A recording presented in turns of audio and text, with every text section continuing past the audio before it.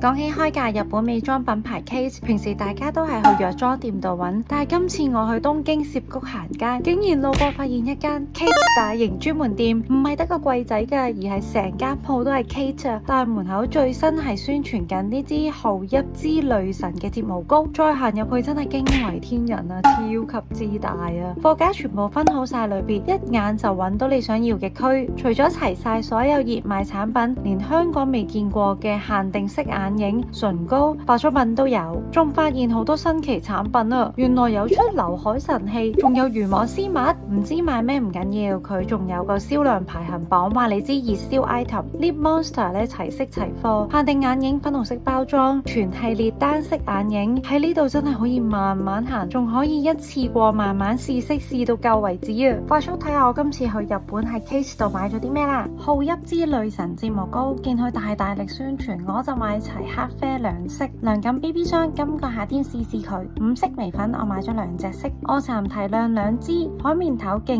軟，但係有啲難出色。唇膏一支，見佢限定就買咯。新出嘅定妝噴霧，之前香港未有，而家大家都可以買到啦。最後係單色眼影，買咗4粒，1號係 base， 2號係帶橙粉調嘅雲石，66、69都係粉調。太中意粉紅色嘅眼影啦，顯色度超高，算係幾貼膚嘅，有少少飛粉但係可以接受。開價呢就係買咁多都5肉尺，好多我都未開始用啊，之後拍片再慢慢分享啦。地址喺呢度，記得 save 低。中意 KATE 嘅真係要去朝聖啊，下次經開涉谷呢就記得要去啦。